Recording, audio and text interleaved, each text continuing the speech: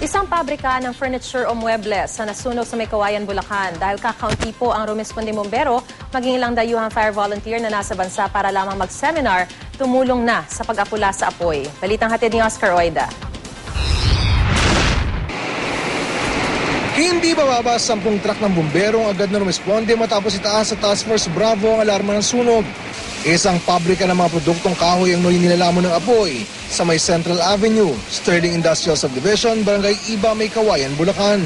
Maraming kahoy yan, puro kahoy, mga tabla. Pinapainitan yung kahoy na yun para matuyo ng gusto yung kahoy para hindi kumibigong. Kaya talagang iniinitan nila. Ngayon, sumobra lang yung init, kaya ganyan, umalat na yung apoy. Pero bagamat bravo na ang alarma, kapansin-pansin di gaano karamihan ng mga volunteer na rumisponde. Bagamat ayaw daw isipin ng hepe ng May Kawayan Fire, di daw siya magtataka kung ang dahilan nito ay yung mga nakaraang karahasang sinapit ng mga bumbero sa kamay ng mga nasunugan na nirespondihan nila kamakailan. Marami talaga yung makukulit. Minsan nga sa pagpunta sa traffic pa lang, ayaw pagbigyan ng mga fire truck, kaya minsan nakaka-cause ng delay ng pag-responde.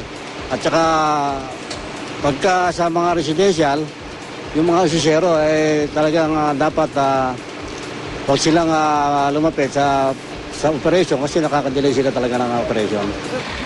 Ilang sandali pa, nakatanggap ng di inaasahang resback ang mga pamatay sunog ng May Kawayan. Mga banyagang bumbero na kompleto sa mga makabagong kagamitan. Mga miyembro pala sila ng isang international fire volunteer group na nagsasagawa ng seminar sa bansa. Bunsod ng kanilang mga gamit, naabot ang mga sulok na hindi basta maabot nung una.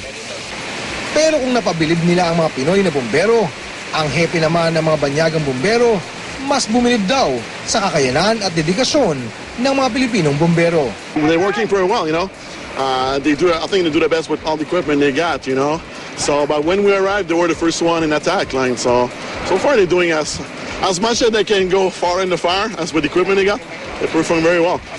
Hindi naman na nadamay pa ang mga karatig na pabrika at wala din namang napaulat na nasaktan sa insidente. Oscar Oida, GMA News.